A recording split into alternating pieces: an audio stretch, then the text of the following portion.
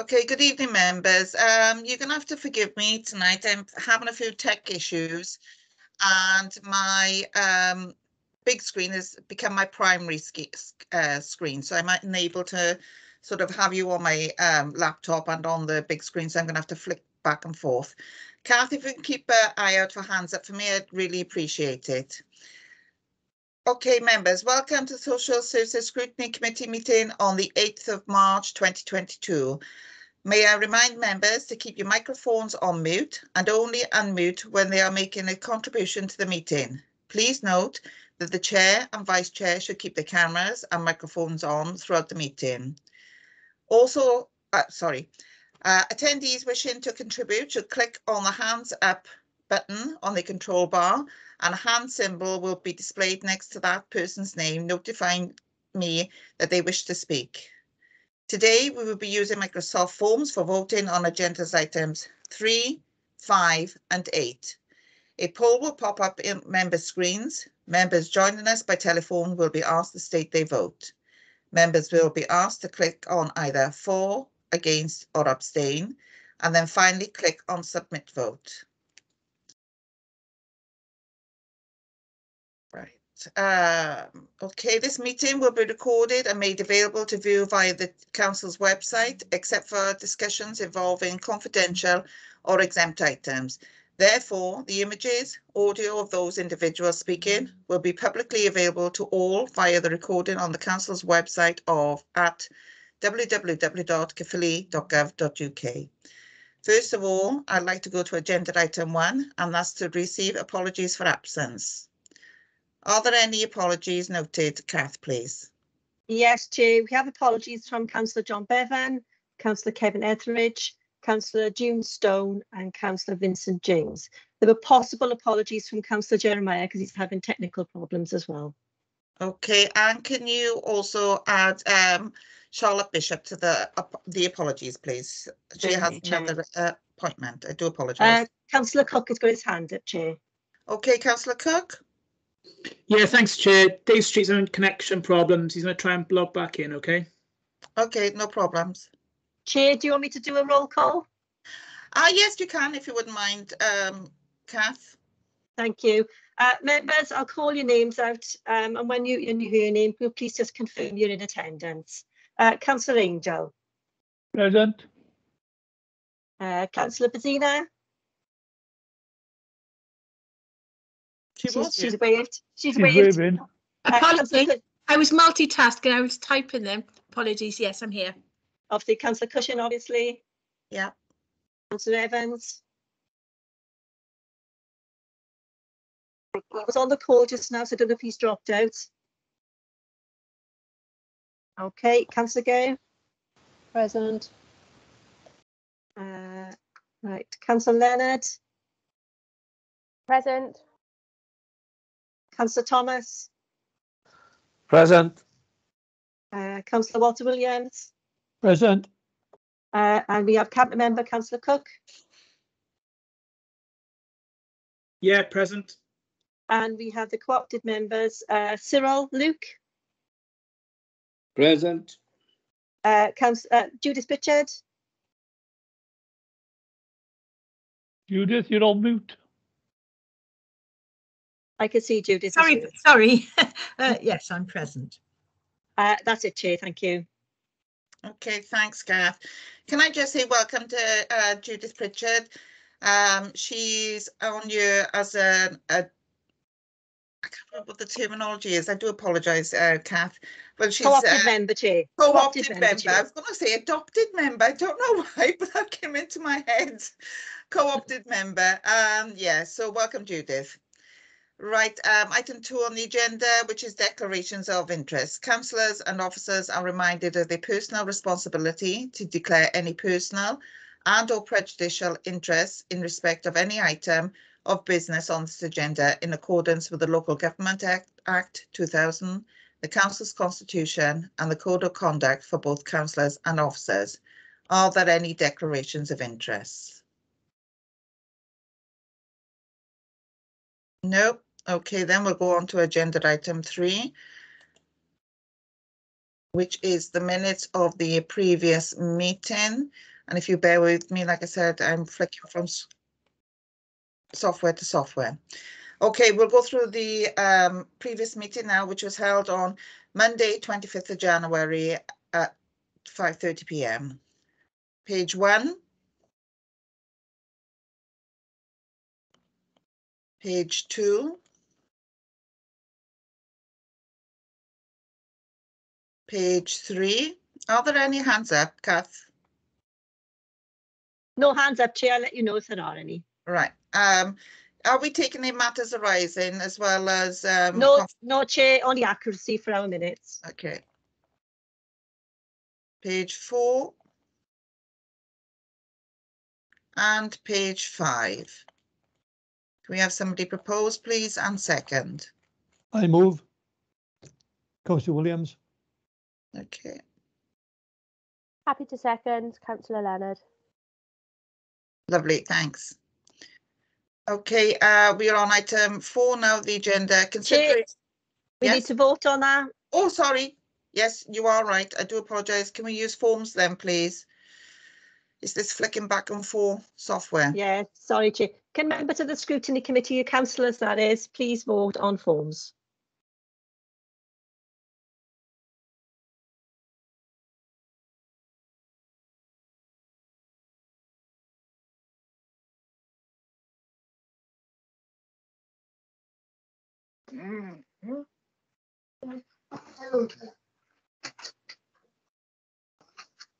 Take care. That's moved, Chair. Okay, lovely, thanks. Okay, we're on to item 4 now of the agenda, which is consideration of any matter referred to this committee in accordance with the call-in procedure. Are there any issues, Kath? No, nothing, Chair. Okay, then we'll go on to item 5, which is the Social Services Scrutiny Committee Forward Work Programme, pages 7 to 17. Can I hand over to you now then, Kath, please? Yeah, thank you, Chair. I just refer members to page 11 of your agenda packs. As you will see, the next meeting of the Scrutiny Committee is on the 19th of April. There's nothing listed on the agenda for that meeting, but we have a suggestion for 2 items at the moment. We've had a suggestion that we have a presentation from MIST, and we also have a report on the regional partnership. Have an update on that. Unless members have got any additional items, are you happy for me to update the work programme? I'm happy for that, Kath. Anybody else? Can somebody move and second that, Chair, then vote on it? I move, Chair. A second, Chair. Okay, can we Councillor have Williams. forms then, please, Kath?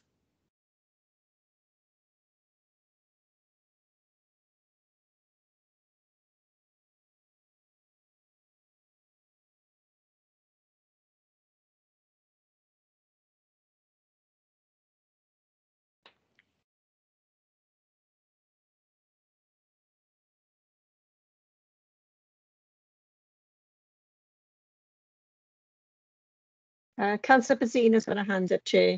Yeah, only to say that, excuse me, Councillor Mark Evans has lost internet, but he's going to try me again. Okay. That's the work programme that's moved, Chair. Okay, thanks then, Kath. We're on to item now 6 of the agenda, which is to receive and consider the following cabinet reports. And I understand from our pre-meeting, Kath, that there's been no call-ins regarding this agenda item. Am I right? Yeah, that's correct, Chair. None have been called forward. Okay, then. So we'll swiftly move then on to agenda item 7, which is the Directorate Performance Assessment 6-month update. And I understand. Councillor Cook to introduce, Chair. Yeah. Councillor Shane Cook, yeah, sorry, I'm flicking back and forth the software. I do apologise. Councillor Shane Cook, can you introduce them, please? Yeah, thank you, Chair. The report in front of members this evening is the Directorate Performance Assessment for the period April to September 2021. The report contains the key messages on performance from both adults and children's services, as well as additional information on matters such as complaints, sickness absence and budgetary performance. In essence, the report is a self-assessment of the Directorate's progress across a wide range of key indicators. I'm sure members will appreciate that the period covered by this report is hugely challenging, as officers are still very much embroiled in the COVID response. The Director and the 2 Assistant Directors will be happy to answer any questions members may have. Thank you, Chair. Okay, thanks then, Councillor Cook. I believe in the pre-meeting there were some queries on this particular report.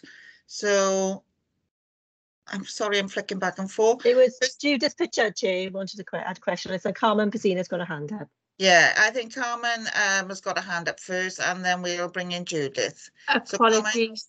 That was just to notify Kath about Councillor Evans. So I've just taken my hand down. I have got a question, but I'll come on to that. Okay, then, Judith, you've got a question you'd like to ask on this particular report? Yes, I realise that this is about a bit out of date because it's Q2, I think, but I'm a bit concerned about the 74 people waiting provision of a care package. Obviously, that number will change, but my guess is that there are still quite a considerable number of people still waiting for care packages.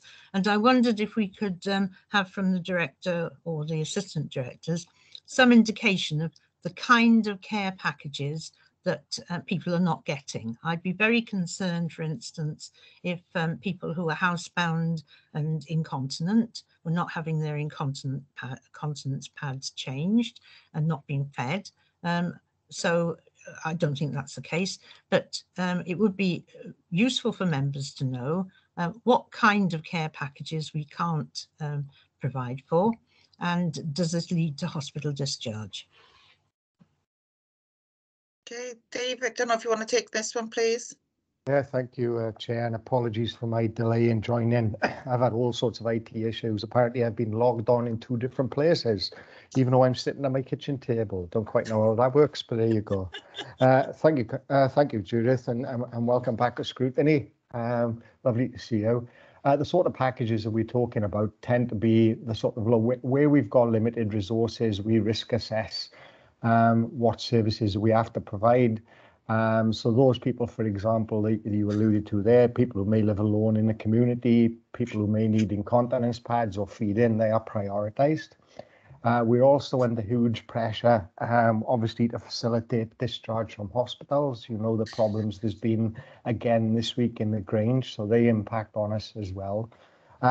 So really, the packages we're unable to provide tend to be those lower level support needs, where perhaps there are families around, but people feel they need a little bit more help than they're normally able to get off the family. They are the ones that we're tending to have to hold on to at the moment because of our simple lack of capacity. Gareth, I can see you're on a call. Is there anything you'd like to come in on from a children's services point of view? I can confirm that there are no packages of care that are outstanding in children's services. Never have been throughout the pandemic, to be fair. Thank you, Gareth. I'm not sure if Joe had her hand up earlier. Is there anything you'd like to add, Joe? I did have my hand up in case. My apologies, Joe. Your name hasn't appeared on my list, so I thought you weren't here. That's why I stood in. I'm sorry. I had my hand up because I thought Dave hadn't come back in. Just to actually say to Judith, the numbers do change regularly. They have been over 100, but interestingly, this week we're back to 74. 80% of the people are in the community. 20% of the people are in hospital waiting discharge. As David said, this is a national problem and our capacity is very limited in terms of we have to match what becomes available. So, for example, if hours become available in Rumney, they can only be matched with someone in Rumney. So that's the harder part in terms of prioritising people out. I think what Dave has said is correct in terms of the people that currently are waiting are usually having their needs met by family, which again is putting significant pressure on those family members. But we are doing everything we can. The social workers are in constant contact with the families to have contingency plans. We've also had some cases where we can't get all the calls, but we can get some. So we've worked with families where we can provide 2 to start with and then continue to look for the other 2. So it is a really difficult, challenging time, but we are doing everything we can. We're working very much with the independent sector to ensure that we get feedback from them about how long calls are taking, what their capacity is, etc. But it is a very challenging time. Thank you. Can I just add a little question myself to that, please, Joe? Is the Yes. private sector experiencing as much difficulty with recruitment as the statutory sector? Absolutely. It's an across the board national problem. We're all experiencing significant recruitment difficulties. We've had packages of care handed back from the independent sector because they're losing staff and they can't recruit. A problem that they are finding is exacerbated at the moment with the increase in fuel prices, because they're saying staff can't afford to put petrol in the cars. They are struggling with the recruitment just the same. I think it's one of the things now we're competing with hospitality, with retail, etc. And, you know, there is the national campaign and we're trying everything we can. And hopefully the next payment that will go out might go some way to helping retain or attract people in to the service. But yes, they're experiencing exactly the same difficulties, sadly. Walter, you've got a question you'd like to ask? Yes, thank you, Chair. It's 5.3 on page 21. You say the budgetary perspective of the Directorate is an underspend of 671,000. However, it's unlikely to reoccur in future years. Therefore, it's critical that the Directorate continues to focus on initiatives to manage demand to provide cost-effective services. Have we come up with any ideas of saving money, or are we going to go back to pre-COVID ways of working, or is there ways we've come up with of saving money? I don't think it's necessarily a question of saving money. I mean, I think you have to understand why we're in that underspent position.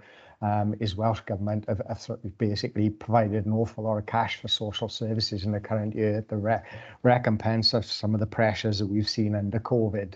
The reason we don't think that underspend is going to reoccur is we know much of that grant funding isn't going to be available to us after the 1st of April. So, you know, we will continue. It's not necessarily a question of saving money. It's trying to get value for money. It's making sure that where we assess people's needs, we do that proportionally, that people get the right support and not more support than they need. You know, some of the initiatives that we're doing are around day centres and the work that we're going to do around those and how difficult they are. So it's not an area where we have to make savings. It's an area where we just have to make sure that we use our money wisely. In children's services, Gareth's doing an awful lot of work to right size the packages there, because what we are seeing is young people particularly are exhibiting much more complex needs at a younger age than they ever were before.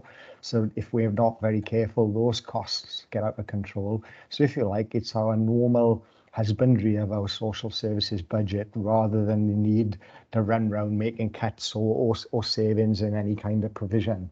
Now, if we are lucky, our guesstimate that grant funding won't be reoccurring. It might be wrong. It may be the Welsh Government will find some money for us in the next financial year.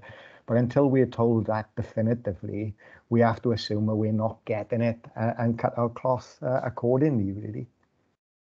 Yeah, I didn't actually mean cutting services and saving money. I thought it'd be a way of working since we've been in lockdown. But Joe, ways Gareth, of working to save different things, you know. Joe, Gareth, anything in particular you'd like to sort of illustrate? Joe? One thing that we're looking at and introducing within the home care service is an intake model of assessment. So we will be assessing everybody on reablement principles that comes through requesting care, so that we can ensure people achieve their maximum independence. But more importantly, we broker out exactly what levels of care is needed, because we've had some good examples while we've been piloting that of reducing care levels that are needed. So we think that will be a more efficient way of working. Okay, thanks so much.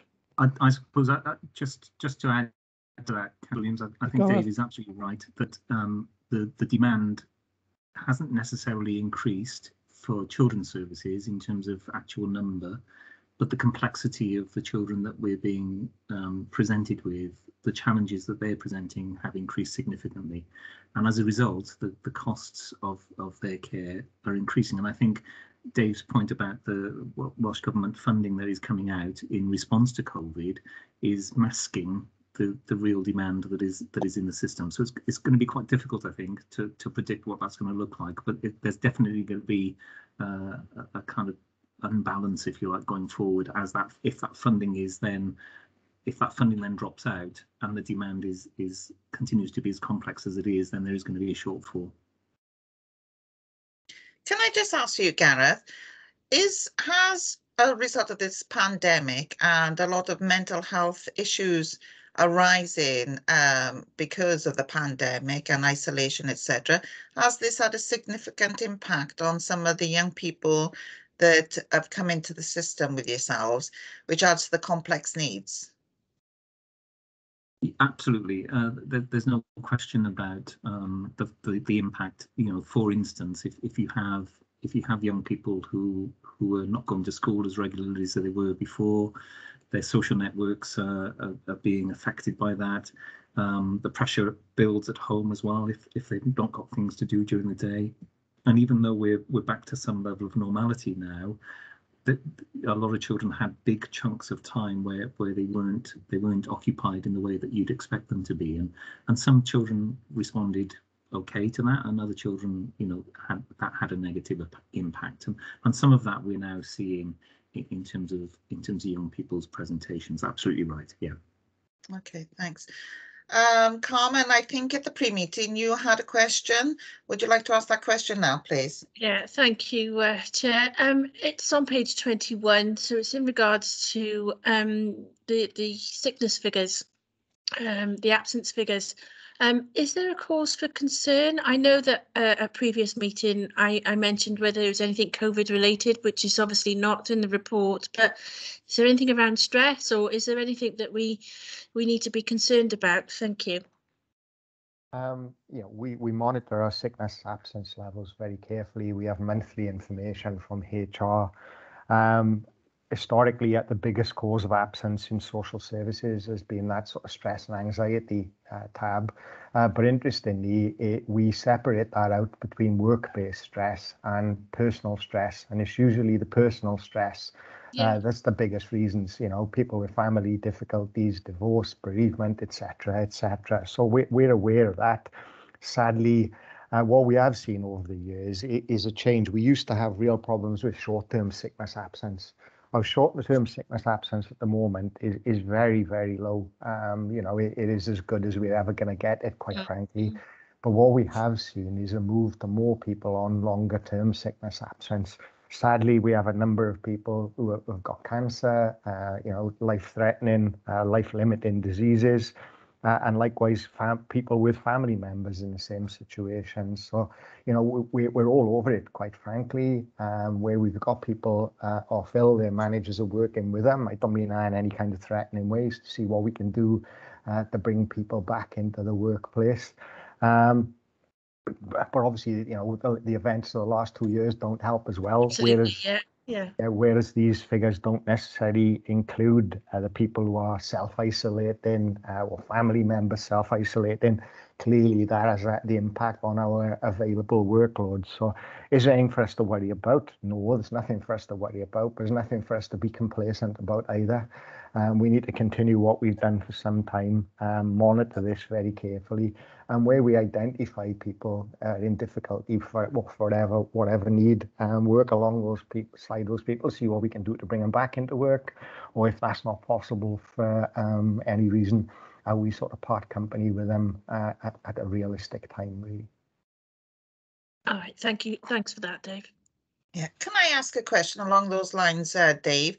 Are we offering those, because, you know, this is the first time hearing about the amount of people that are taking long-term sick. Are we offering some sort of counselling or mentoring sort of scheme to those individuals, confidential mentoring, obviously, you know, where they might be able to speak to somebody within their team, which they know that it will be kept confidential, you know, as a way of supporting them, really, and hopefully in encouraging them back into the work environment. Yeah, I mean, there's an ongoing relationship between staff and their managers, whether they're in work or they're not in work, and we've all experienced that to some degree. Obviously, what the council does have in place, which you'll be familiar with from the various emails that Christina has sent out over the last 2 years, is we've got the Care First programme. And any employee can ring the Care First programme. They will be rung back by someone who's isn't employed by the council, but employed by Care First, and that's where they can have those confidential support discussions about what options are open to them, etc., etc. And that is actively encouraged. So where we've got people unwell for any reason, we always signpost them to Care First. Whether they choose to do that or not is clearly a matter for them. And the other avenue that you'll be aware of is obviously many of our staff are also in the trade unions, and that gives them a method of support. So really, it's a sort of three-pronged attack. The manager of the trade union, but fundamentally, it's about signposting people via the Care First service. Okay, thanks, Anne, Dave. Are there any other questions on this report, please? No, okay, then I'd like to go then. Oh, sorry, Chair. Oh, sorry, there's a message that's just popped up. I can't read it because I'm on something else. Can we go to the recommendations then, please? At 3.1, members review the attached document, Appendix 1, and discuss, challenge and scrutinise the information contained within. I understand that we need to have a proposal and second that on this item. No, Chair, there's no need to vote on this one. This is just for members to do that. Okay, no worries. Right, sorry, I'm flicking over to another software. Okay, I can't remember which agenda item we're on now. We're on number 8, Kath. Yeah, agenda item 8, housing support programme. Okay, thanks, Kath. Housing support programme strategy. This is going to be introduced by Councillor Shane Cook, please. Yeah, thank you, Chair. This evening's report is presented by Shelley Jones, Director of Support and People's Manager. The report informs members of the housing support strategy for the period 2022 to 2026 and outlines our approach to homelessness prevention and housing support services. Following consideration with scrutiny, this report will go on to Cabinet for final approval. Thank you, Chair. Okay, thanks, Councillor Cook. Okay, Shelley. Hello, thank you, Ching, thank you, Councillor Cook. I actually have a SWAY presentation that I'd like to share with you, so just give me a second and I'll share my screen. And fingers crossed, all the IT is gonna work for us. That's great, Charles. That's there. Thanks, Dave. Thanks. Yep. So I just thought, as means of a start, I'll just give you a potted kind of history of supporting people, or as we are now known, housing support. So 2003 saw the start of supporting people following a government decision to separately identify costs of support versus bricks and mortar. And long story short, the decision was to remove the support cost from the housing benefit bill and introduce a separate supporting people budget. So initially we began with about £6 million, and that was to cover a vast array of issues around supporting people to remain living within their own homes and preventing them from accessing expensive care placements, decreasing delayed discharge from hospital and providing a route out of prison. So that has since become a much wider task, and it involves many, many more partnerships, both locally and regionally. The support we provide is tenure neutral, so we offer support to all homeowners, anybody who rents their property from the local authority, a housing association, a private landlord, and indeed those who are currently homeless or roofless across the borough. The support is provided to anyone who is 16 years of age or above, and it is provided across the whole of the borough, and also for people that live currently out of borough but are from the borough and wish to return. The main aim of supporting people services or housing support is to either maintain, so to keep their homes, or to obtain homes for those people that actually haven't got one at the moment. So like I say, we work with numerous partners across the board. We work with health, social care, criminal justice, and at the broadest point of those areas, just to prevent potential homelessness, or maybe somebody just needing to move from their home. So we have until now reported directly to Welsh Government via a 3-yearly commissioning plan and some quarterly financial returns, and they're also available on our website if anybody wishes to go back and view those. But this is the first time that Welsh Government have actually requested that we bring the strategy to yourselves at Scrutiny and ultimately onto Cabinet as well. So I just thought, in terms of the presentation, I'll give you a little bit of an at a glance, really, because it's quite a detailed programme. But we've got about 40,000 people on average who are supported at any one time across the board. There's 95 units of temporary supported accommodation, so that's staffed provision across our borough. There's 19 dedicated units for people with mental ill health, 12 for people with substance and or alcohol issues. There's a further 43 units that are dedicated to our young people, and 23 units for refuge provision for families fleeing domestic abuse. There's one property that is for larger families who are fleeing domestic abuse, and sometimes for those with male children who are 16 and over. And on top of that, there's 54 units of emergency accommodation. So these are the sorts of things that our housing support strategy is covering and that the grant is actually funding to date. So we had to come up with a vision in terms of the strategy, and as you can see displayed on your screen today, that is what we've come up with. And I'd just like to point out here, this has already been to Welsh Government for kind of initial confirmation and clarification as well, and they're happy with everything within the strategy. And following on from that, there are 4 separately laid out principles, as you can see there as well, and they're obviously also contained within the strategy. So I thought it'd be a good idea to kind of go through some key findings from our needs assessment, as that was the starting point for me when I was writing the strategy. So I'm hoping that this nice colourful kind of pictorial visual view is helpful for people in the meeting today. What you will notice is that they are largely around staffing and accommodation, both of which we haven't got either enough of or the right type to meet our current demand of need. So there's additional staffing around current provision, a return to our triage hub that we created back in 2019 at the start of the COVID-19 pandemic. We need to develop some different supported accommodation, including this abstinence-led wet accommodation and co-occurring dual diagnosis and complex needs accommodation. Again, further transitional and rapid rehousing, which is a Welsh Government term that they're using at the moment, just to meet the needs of our most vulnerable clients. And ultimately, we need to provide more settled accommodation, which includes 1-bedroom affordable properties right across the borough. So I've gone into some detail around the supporting evidence, and I will make this SWAY presentation available for anyone who needs it after the meeting today. But just to go through some of the key and core evidence, really. So multiple and co-occurring needs are increasing. 70% of our service users that we currently work with have a common mental ill health disorder. All the feedback is generally positive from our stakeholders, and the negative did relate to a lack of suitable housing provision across the borough. That's nothing new to us working in housing and housing support. We know this has been the case for a long time. We're working closely with our providers across the board, both housing associations and internal colleagues, to address this issue. Our crisis workers, they're constantly working at full capacity, and that does create quite significant staff churn. Referrals are increasing, and I will show you a little breakdown in a minute, a little pictorial visual breakdown in a minute. But basically, there's a 92% increase in referrals that we've received between January 2020 compared to January 21, and there's a 50% increase for November 2020 and 2021.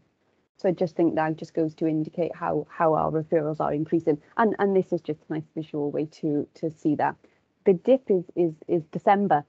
Christmas always seems to be a fairly quiet period for us in terms of those couple of days when everyone seems to go home and stay with family, basically. However, as you can see in January, we're back up to the same figures as we were in the previous month, unfortunately. So the bottom line, the lighter blue, is back at 2017, and then that's just moving through those financial years right up to the dark blue line, which is actually this current year now, 2021 to 2022. So the main aim of the strategy is to identify our strategic priorities, and again, hopefully this visual will help to explain what those are. So I've got a little bit more detail around each of those areas within the strategy, and it's under the Annex A at the back of the strategy as per Welsh Government request. And I just thought it might be helpful to kind of consider those key actions for a moment. So that's way too small to see, but that's okay because I've actually got a much nicer visual for everyone. So a strategic priority 1 is to adapt a rapid rehousing approach, and this is a Welsh Government initiative that we are probably going to be coming back to you guys with further on in the year, I would imagine, probably around about the summer. One of our other strategic priorities, as you can see there, is about increasing our housing supply and reviewing our current temporary supported accommodation. Ultimately, we want to decrease that need for emergency accommodation, and we want to undertake a multi-agency approach right throughout the progress and the portfolio of our services. We won't go into all of these because there's a lot of detail in there, but as you will see, there is a whole list of actions that we are required to deliver on a priority, timescales, who the lead person is, and ultimately the outcome and outputs for each of our strategic priorities. So the second one, and I think we all agree with this, is that we need to end rough sleeping. Much easier said than done, unfortunately, but we have been able to identify some actions that will assist us to deliver on that priority. And again, as you can see, we need to look at improving access to accommodation, additional affordable accommodation right across the borough, improve access, like contact to our outreach services, and identify and remove some of those barriers. And then by doing all of those actions, we will achieve our outcomes or outputs, which is in an easy win for us is a dedicated phone line for outreach. A more difficult one would be to increase the accommodation. Strategic priority 3 is around increasing early intervention and targeted prevention. So we want to stop people actually coming through the system. Obviously, we all want to achieve this. And the actions, as you can see, there are ways in which we can actually obtain the earlier intervention and that more targeted prevention. So to prevent people getting through the service. Identifying key partners is one that we've been working really hard with of late, and the additional money, as mentioned earlier, from Welsh Government is actually helping us to do that in ways that we never thought possible, particularly around our partnership with health. We want to develop process maps, work with providers, and just consider any and all methods that we can to help everybody coming through to our service at referral point and stop that cyclical environment that we have been in the past. And hopefully the outcomes and outputs will be around a reduced number of people accessing homelessness provision and needing supported and temporary accommodation, and then ultimately with an aim to sustainable accommodation that they can retain on an independent level.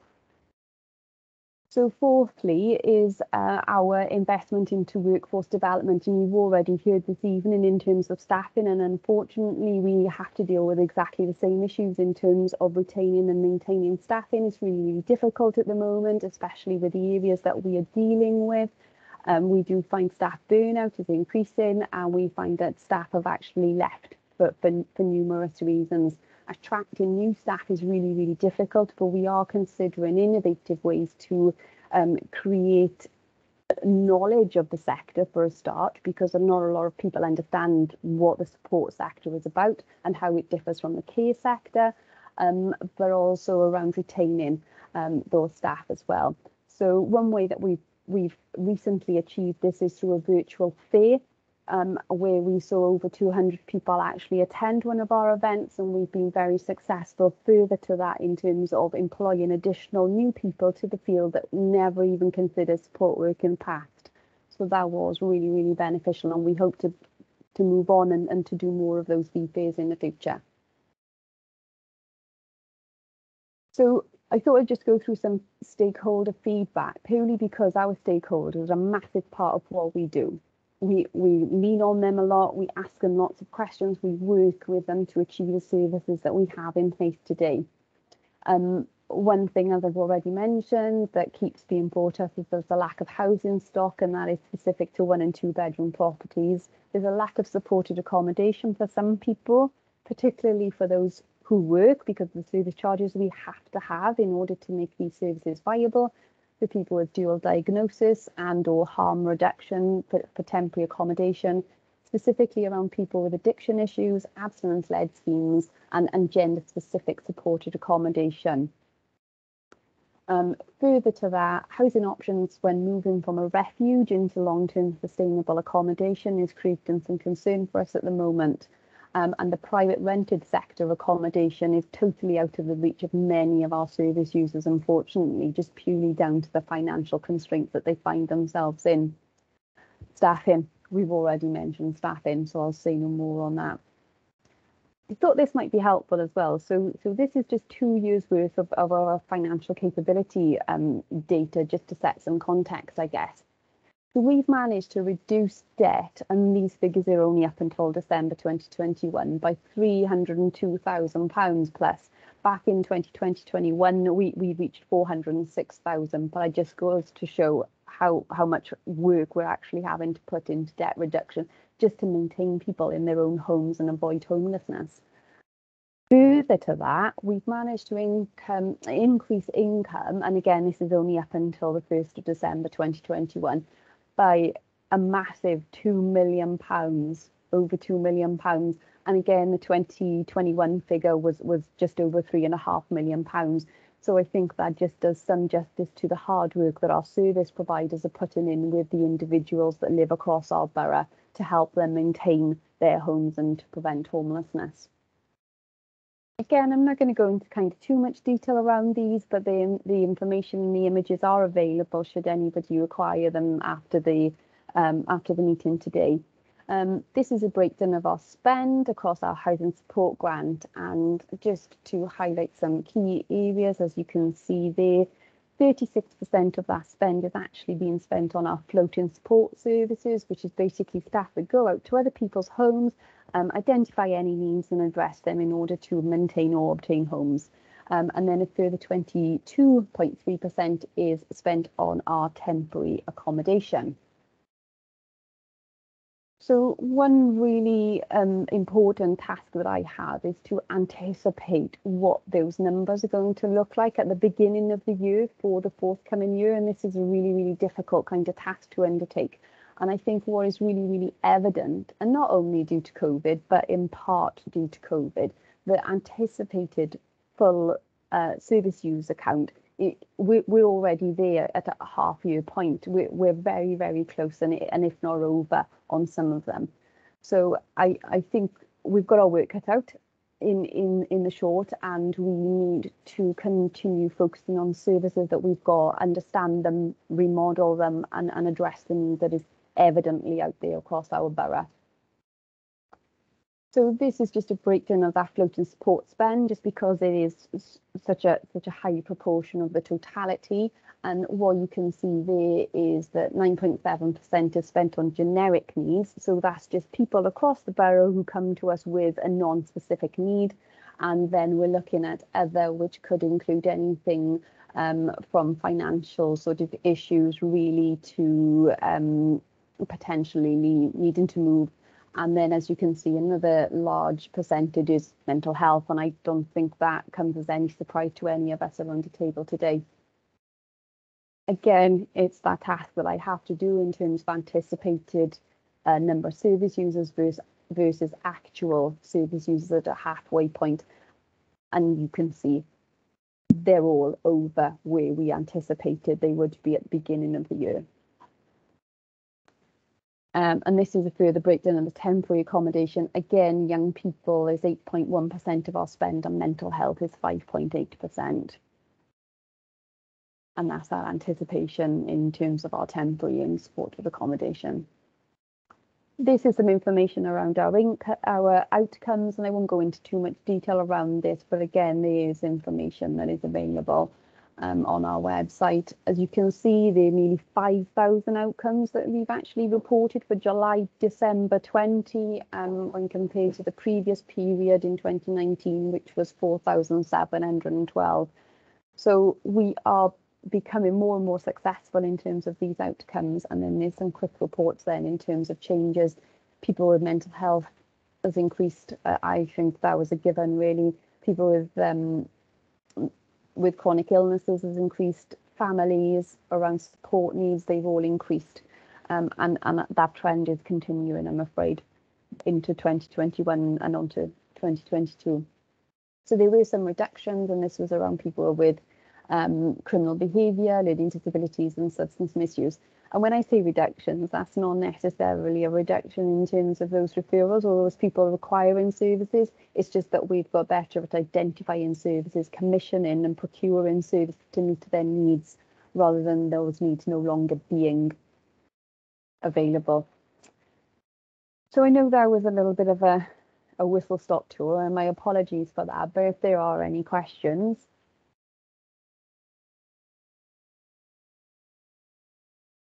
Right, thanks for that. Yeah, I think we have a question from Judith.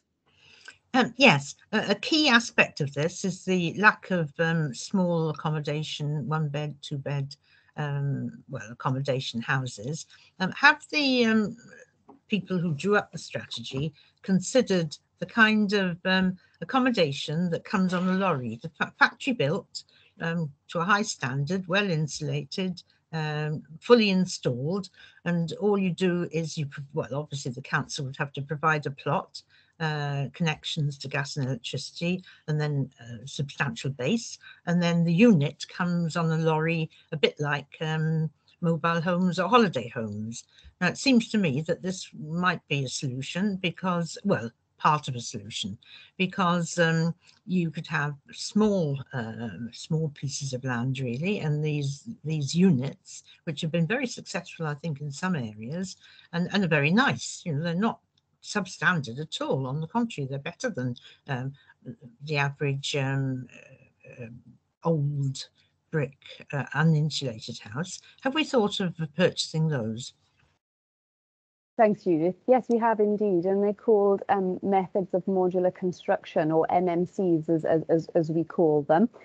We have 4 units actually currently within the land of one of our emergency and supported accommodation developments, and we are actually considering further examples of such. They're sometimes called House for One or Z pods, etc. And myself and my colleague Kerry Denman, we were actually due to go to Bristol to view one of these products in hopes of actually securing and commissioning them for ourselves. So thank you for the question, and yes, we have, and we are looking to do some more of that in the future. Okay, thanks. Thanks. We've got another hand up from Caerphilly. Mr. Luke. Mr. Luke, right, would you like to come in?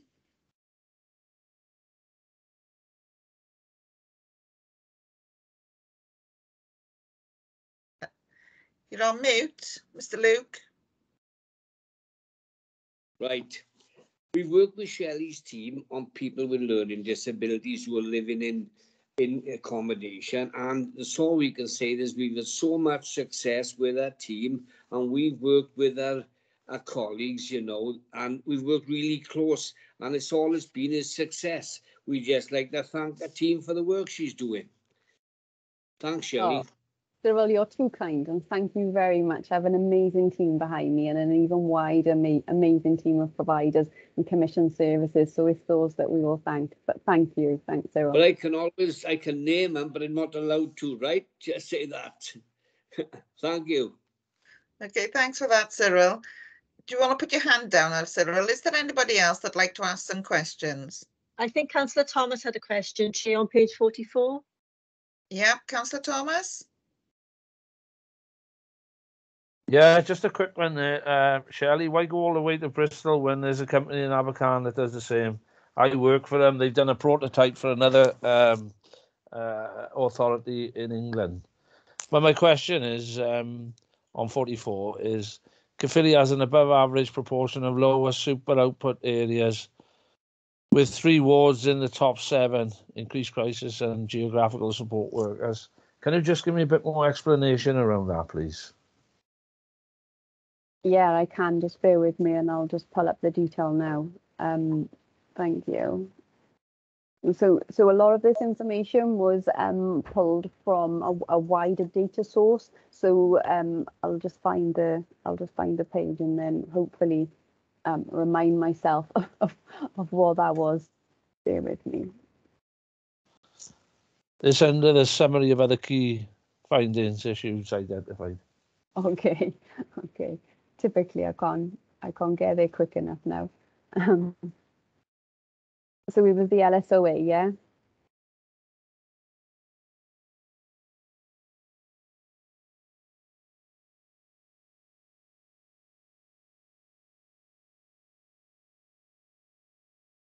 Sorry, bear with me. I'm just trying to find the right section. I know exactly how you feel, Shirley. I've been going back and forth from one sort of software thing to another tonight. It's quite difficult, isn't it, when there's so much information and everything. Was it page 44, did you say? Yes, page 41, 44 is the last section, summary of other key findings. It's the second bullet point down under that shell. First bullet point is 16 to 16 4-year-old highest age banding cafe. If you find page big 44 on the report. Oh dear.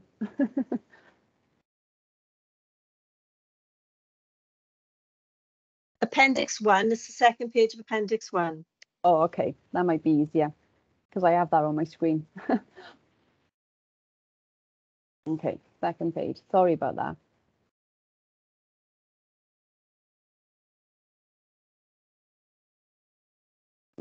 Oh.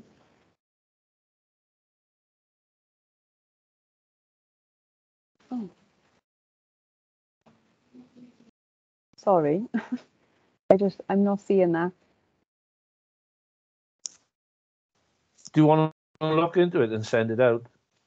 If that's possible, then yeah, I think that'll probably be easier. Yeah, it's the increased crisis in geographical support work. Is the query around that section or is the query around the LSO? The LSO really, and you know the. Oh, okay. Who are the three? The 3 wards as well. You know. Oh, right. Okay, I have that information. Yeah, I do. And I can forward that. I can forward that on to you. That's fine. Yeah, I think there's one down in Caerphilly, and there's 2 in the north.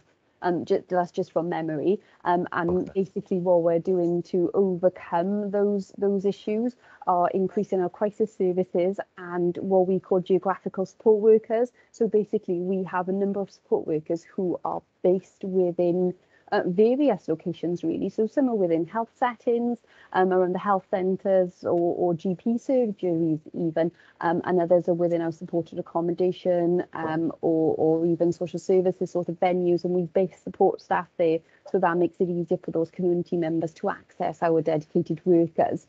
But yeah, that was kind of what that point was. Even though there's an above average proportion, we are addressing those needs in line with that increased proportion. I'll find out though for you, absolutely. Thank you. Thanks, Shirley. I just got one quick question. When you said about the money that you've helped people get back, I think it was 2-point-something million up to December of last year. Is that through benefits? Yes, it's a wide range of different benefits and different methods. So our aim is to avoid any sort of short-term intervention, really, something that kind of, is like a sticking plaster over a gaping wound, really. And what we try to do is look at those longer-term sustainable interventions that we can provide to ensure promoting of independence and that long-term sustainability. So it could be around benefits, it could be around grants. Yeah, there's a number of different ways that we can achieve that financial inclusion, but yeah, ultimately it would be around benefits. That's very good because it's quite a lot of money, really, isn't it? people are missing out on, shall I say? Absolutely. Yeah. And without that money, they wouldn't be able to retain their housing, and then they would need to maybe move. And then obviously that, that upset in terms of potentially like children, changing schools and, everything that kind of comes with that as well. So yeah, it's really important for us that if we can retain somebody's existing home, then we do that as a priority, really. Yeah, and I think you're going to have your work cut out for you now with these increasing energy prices.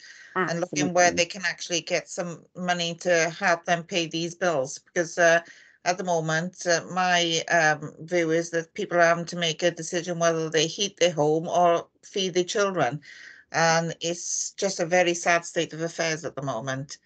Okay, if there aren't any other questions, are there any other questions before I go on to the recommendation? Okay, we'll go on to the recommendation then. And the recommendation is 3.1 on the report.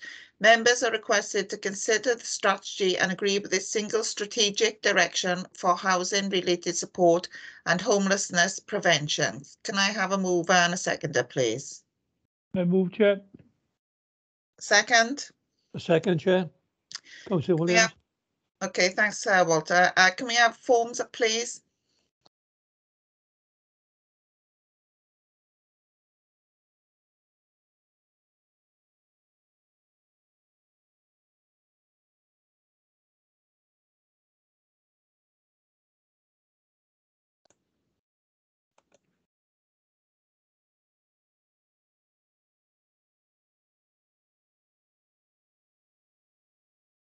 That's moved, Chair.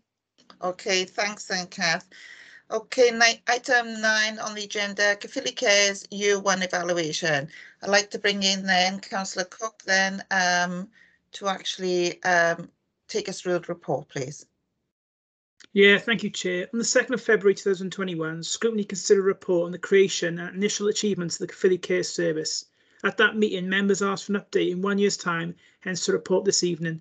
Members will recall that the Caerphilly Cares Service came from the Council's initial response to the COVID pandemic and has continued to evolve for the past 2 years. Tonight's report highlights some of the programme's significant achievements and areas where the programme may continue to evolve over the next few years. The report will be presented by Tina McMahon, the authority's Community Regeneration Manager. Thank you. Okay, thanks, Councillor Cook. Tina?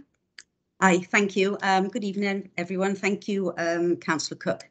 I'm just going to share my screen now, hopefully that will work.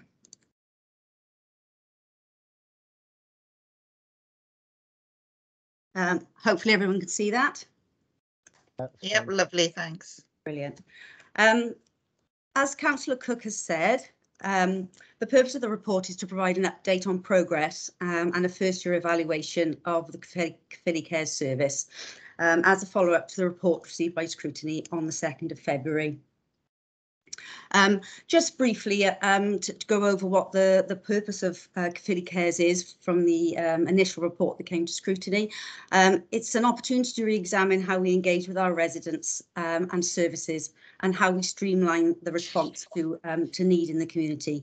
How we ensure our residents and communities are more resilient, which is supporting people to access support in their community where possible, reducing the need for statutory intervention, providing support at the earliest point and making sure support is joined up, predominantly to help people to help themselves, with the starting point is a what matters conversation. So Caerphilly Cares was officially launched in April 2021. And since then, the following implementation process have been established. We've held seminars with members and provided literature to members to identify how to refer into Caerphilly Cares and what is it.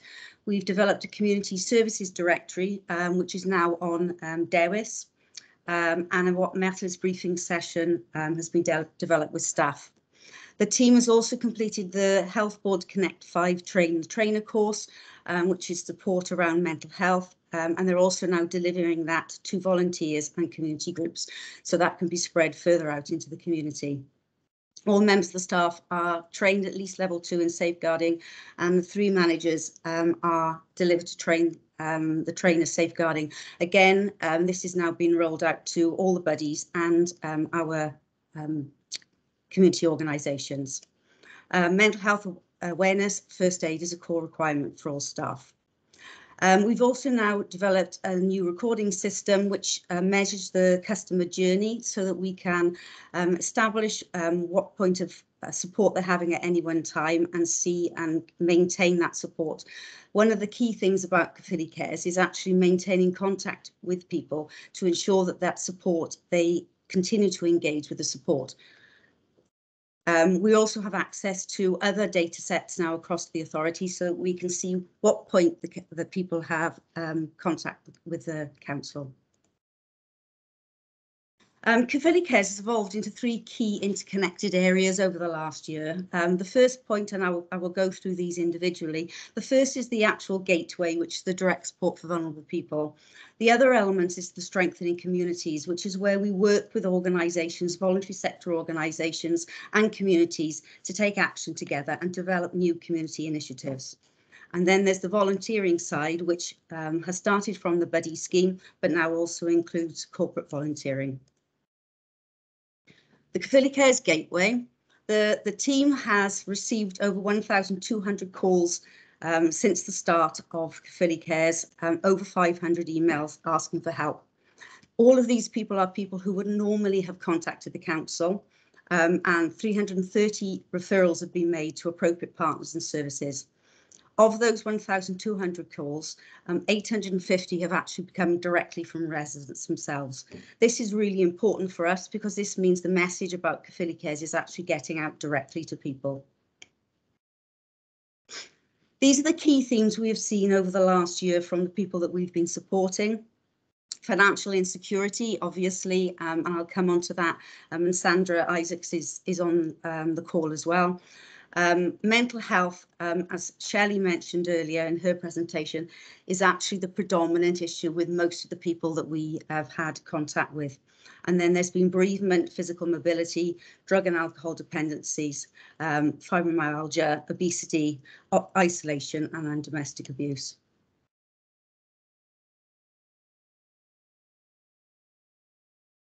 Our focus to date has been predominantly within the housing and social services area. This has been down predominantly to the pandemic and the issues that have been presented to us. Since January 2021, the housing team has supported 788 eligible residents in gaining additional income in excess of 3 million. I'm not sure whether Sandra wants to come in at all to add to any of this. Thanks, Tina. Yeah, the additional 3 million is using a 2-pronged approach. We operate using a proactive approach to income maximisation. Based within the authority, we thankfully have access to lots of systems, and we can extract data and analyse people that we believe are not claiming everything they're entitled to.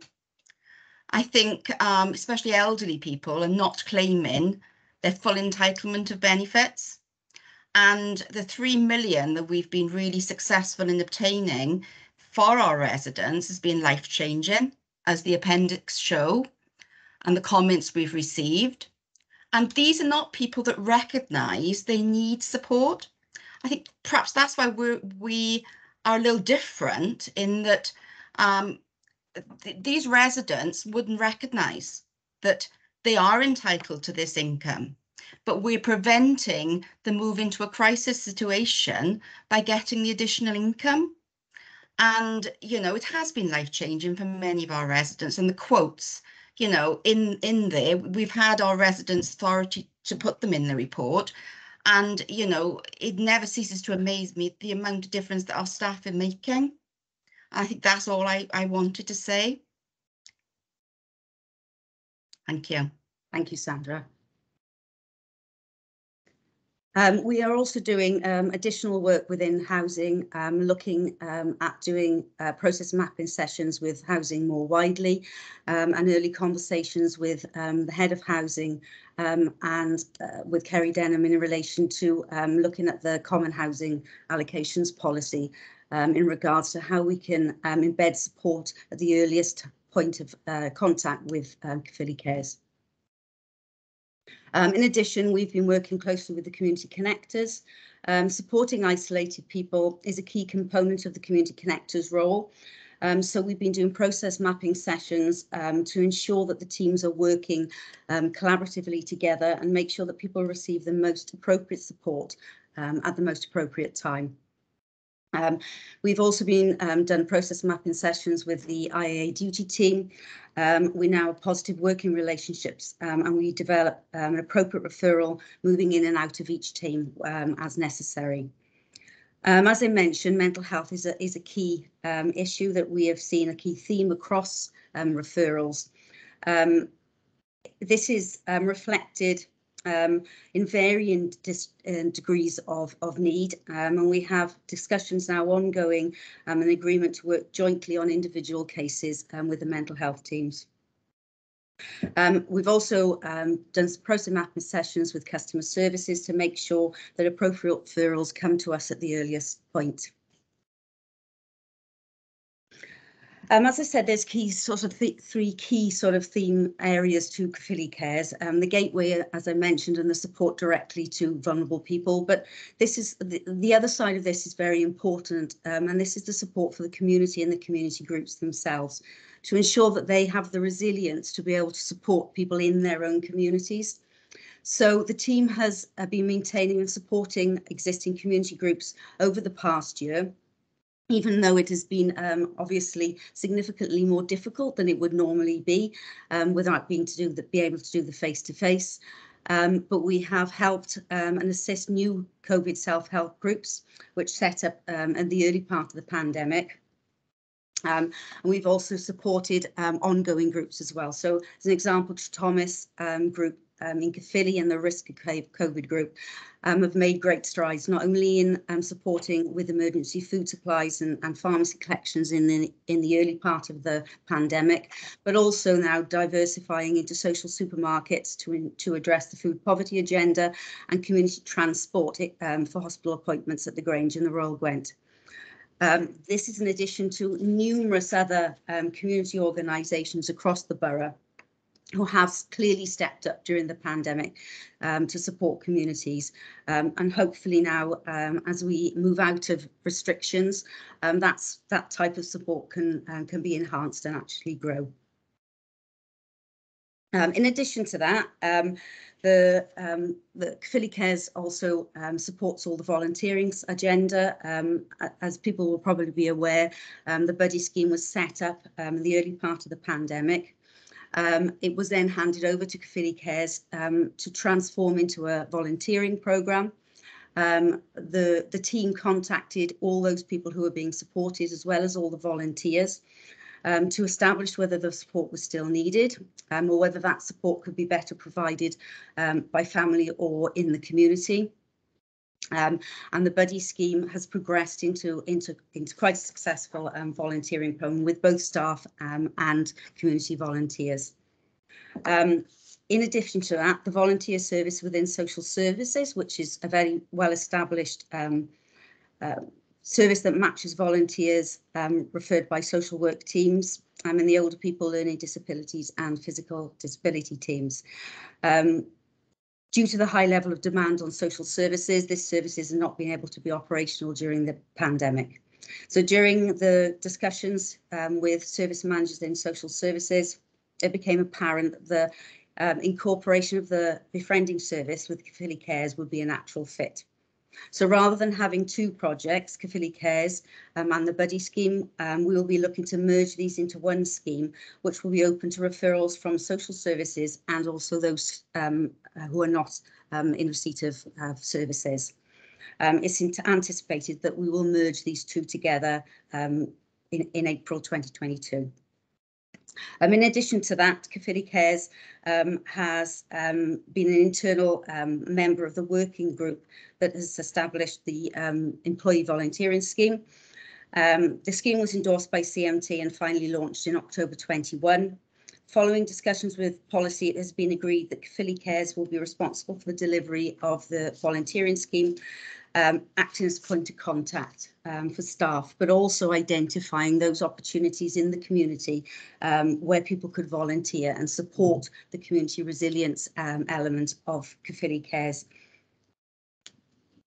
To date, we've also secured funding from the WCVA and Welsh Government to support the volunteering provision. In conclusion, if Caerphilly Cares had not been implemented, the pressure on other council services is likely to have been far greater. Over 1,007 people could have potentially slipped through the net. 788 people would not have had their income maximised, and over 2,000 people would not have had food. Thank you. Any questions? Thanks for that, Tina and Sandra. I think I'm going to have to get you up here to sort my dad's what he might be entitled to. Anyway, Judith, I think you've got a question. Yes, I mean, a lot of this is work that was traditionally done by voluntary sector organisations, in particular the Citizens Advice Bureau and Garvo. And I'm wondering whether there has been a policy decision at any stage, or whether this has just been incremental, that the financial support given to the voluntary sector, in particular Garvo and Citizens Advice, has been cut over the years, and now we're finding that council officers are doing more or less the same thing. There are advantages to the council being involved because they will have there will be more people, they will be in contact with more needy people, whereas with voluntary sector organisations people have to go themselves. But of course the council used to refer them people to these voluntary organisations, and they probably, I don't know whether they do now, but they don't seem to be doing that. So I'm just thinking that members ought to reflect on that. The specific question I've got is about support. I've read this report with great interest because I do quite a lot of voluntary sector work, and I'm very interested. There's a lot of use of the word supporting, but it doesn't seem to be terribly concrete. So could you give me a couple of examples of what you actually do? I know at the end there's an appendix, and that's individual cases where you've helped people. But when you say supporting people to go to the Grange, providing transport, do you actually provide somebody? I mean, does one of your workers turn up with their car, or do you say to them, well, take a taxi, here's a voucher? How do you do that? And the same with the food banks. I know there's a grant, but well, in my opinion, it's not much use to me in my situation because I run a food distribution fair share thing from the youth centre in Kevenhengord with the help of Councillor Cushing. But there's nothing that will tell me that you can give me the money to pay the fair share delivery charge. I can have a fridge, but I've already got a fridge. So I'm just wondering exactly how far this support extends. I'd like a list of the practical things that you can do for voluntary organisations so we can apply for them, really. Okay. Firstly, I think to clarify, Judith, we don't directly provide the service where the service is available either from within the council or from within the voluntary sector. What we do is we provide a holistic referral process, and we make sure that all the services are aware of each other. One of the things that we discovered when we were looking at developing Caerphilly Cares was that people had numerous interventions across, not only across the council, but also from our partner organisations, and often they didn't know that they were each providing services and support for an individual. That's very confusing for the individual, who often thinks everybody is a social worker, even when they're not. So what we are is a single point of contact to look at the holistic support. So we will maintain contact with an individual who is referred to. It could be the voluntary sector, and it could be the Citizens Advice Bureau, as you mentioned, or one of a number of voluntary organisations. But we also make sure that they've engaged, because often what happens, you can refer somebody to a service and that person doesn't engage with that service for many, many reasons. But we make sure that they have engaged and that the services are talking to each other so that they know that they're each providing support for that individual. And I think that's one thing that's unique about it. In relation to your question about Garvo, we work extremely closely with Garvo throughout all of this. They are a key partner in what we offer, and we actually part fund a post that is specifically based in Garvo to support us. And they are very much part of this. Your question in regards to do we take people to the hospital? No, my staff don't take people to the hospital, but there are a number of voluntary organisations who have been working with Garvo to set up that type of service. So the risk group is one. So the Transport to the Grange, specifically them, and they have worked with Garvo to set up a community transport scheme. And the care group in Caerphilly also do that as well. So no, my staff don't do that. That is part of our referral process. I don't know whether Sandra wants to come in regards to the finances. In relation to the CAB, we work closely in partnership with the CAB. We have regular meetings with Simon and his team.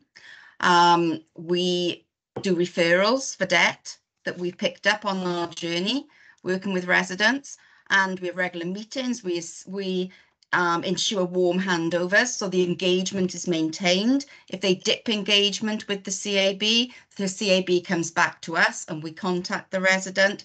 So I think we've got an excellent relationship with the CAB. This improved since Caerphilly Cares. With the welfare benefits team, we share knowledge. We look at, they've taken a case for us. So we work, I'd say I've worked for the local authority 30 plus years, and I'd say the last 2 years, the relationship and the work with the CAB and referrals has been at its highest. Thank you. Thanks for that. So basically, sorry, Judith. I just said thank you. Okay. Am I right in thinking then, Tina and Sandra, you're like a one-stop shop where you can direct as well people to the various services that are available within the Caerphilly County Borough Council, whether it be Garvo, volunteer sector, CAB, etc. You can do certain things yourself, but then you also direct them into other avenues. Is that correct? Yes, yeah, absolutely. One of the other things we've sort of discovered is that there are significant waiting lists for an awful lot of these services. Understandably, and that demand is only going to grow with the impact of the pandemic, particularly in regards to financial support. As it was mentioned earlier, increased fuel costs, increased costs of living, changes to universal credit, etc., is only going to exacerbate this. So the number of people who are going to need to be supported, unfortunately, is going to increase. And that is going to be for many years. The impact of the pandemic will continue for many years, unfortunately. So whilst those waiting lists and the people need the support, what we make sure is we maintain contact with them, because it's very difficult for people to understand that that service isn't there immediately for them, and actually, to prevent their issues from escalating, we make sure that we support them even when there is a waiting list of several months for some of the services that are available. Okay, thanks for that. I think, Cyril, you'd like to come in now with a question? Yeah, it's not a question. It's just to say to Judith, it wasn't Garvo that started all this off. It was a guy the name of Jeff Davis. Now, Jeff Davis in his first year got £3 million back, maximising benefits. I think you can remember Jeff. He's no longer with us. He done a wonderful job and paved the way for other people. Jeff worked for the local authority and he was absolutely brilliant. It wasn't Garvo. I can tell you that because I've been around that long. Yes, I don't think Garvo, Garvo didn't exist then. Can I just come in? I do know Jeff. I knew him quite well. Yes. And he worked for Middle Morgan. And he sat in community centres and then he worked in Caerphilly, went to everybody's house to see if he could maximise their benefit. And at 1 year he done 3 million like these ladies have done now. Yeah, but Garvo didn't, it wasn't Garvo because Garvo didn't exist at that time. But, no, fair enough, whoever it was, right? Yeah. They didn't do it. Okay, thanks then, Cyril. Thanks, Judith. All right, thanks both. Yeah, I don't know if anybody else has got any other questions or comments that they would like to make. Because I do have one I'd like to actually ask the ladies. No, right. I'd like to, is on one of your appendix 1 it is, and one of your case studies. I note on there regarding a self-referral made by Miss R, and it was to do with, I think, beds and other issues, etc. But and obviously you made the case to get them some funding through Children in Need, etc. There was some program on the television a couple of weeks ago about that school teacher who was getting beds for people that actually needed them. I don't know whether that is extended down around our way. But my other question is regarding St Gladys Church Bargoed. I'm a bit concerned, aren't there any food banks or food shared distribution centres in the Upper Rumney Valley? Because I know we've got a couple now in Kevin Engard and Hengoed, which is, as Judith alluded to, which are run by herself, and I help out, and Councillor Teresa Parry helps us in the Hengoed one, and there's a Tins on the Wall then, I think, in Ystrad Mynach. So I'm just a bit concerned, aren't there any other sort of food banks or food shares in the Upper Rumney Valley or within the, CCBC area at all, really? There are actually quite a considerable number of either food banks or fair share outlets, or there are also social supermarkets as well across the county borough. In the north of the borough, there is the Rumney Food Bank, which has been running for many years. Actually, runs out of our building in Haverdeg in Rumney. They have an outlet in Vocrew, and they have an outlet out of White Rose in Utradiga as well. There's also the fair share outlet from St Gladys Church in Bargoed. But one of the things that we've been doing with all of the food banks and the fair share, and we actually have an officer in post now, funding through the Food Insecurity Grant from Welsh Government, to bring all of the food projects together.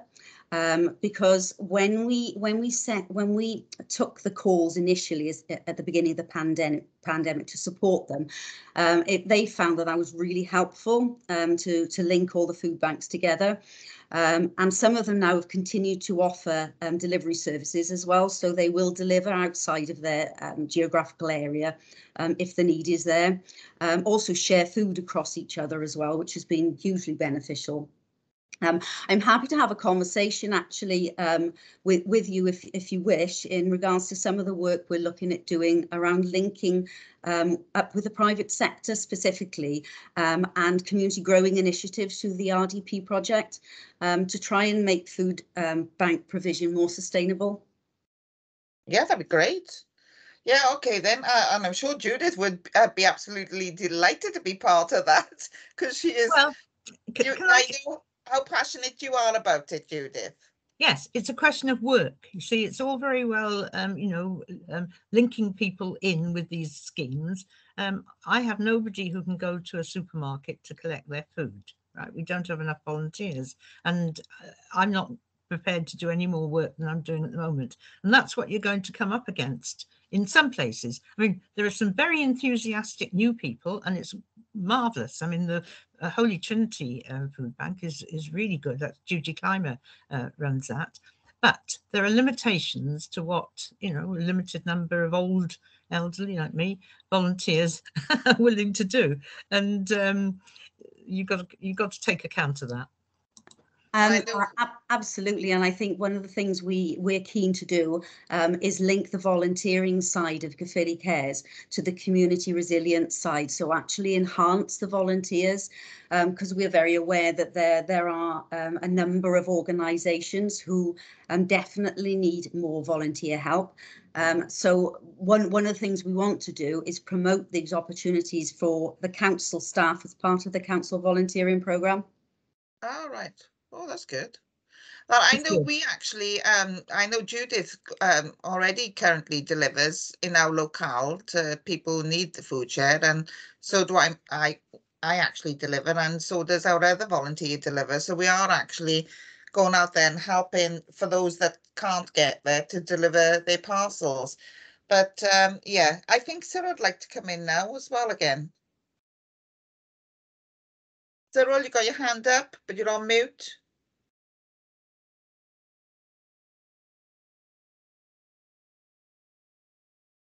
Oh, right, he just put his hand down. Are there any other questions now that anybody would like to bring up or ask, please? No. Okay, bearing that in mind, I think the recommendation is actually on page 70 of the packs, and we're asked to note the content of this report, so there's no vote required. Sorry, I'm flicking back onto the Teams. Right, if there isn't anything else now, is there anything else I need to be aware of now, Kath? Because I am flicking back and forth with different software. No, Chair, it's just a matter of drawing the meeting to a close now.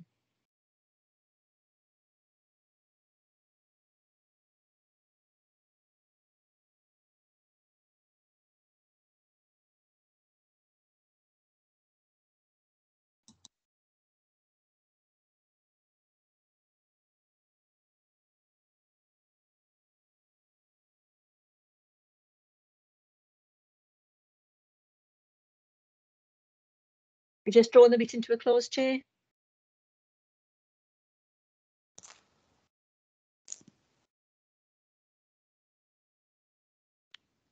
I think we've lost the chair, Kath. I think she's left the building. And I don't think we've got a vice chair with us either, do we? No. Can I suggest members move in second temporarily to have a chair to close the meeting? Walter Williams. Is somebody seconding that? I second, Kath. All those in favour, hands up. Yes, no problem. Thank you. Councillor Williams, will you close the meeting as a temporary chair? Thank you. Thank you, Kath. Yes, thanks everyone for attending, and hope you enjoy the rest of the night. I'll close the meeting now. Thank you. Well said, Walter. Cheers, Walter.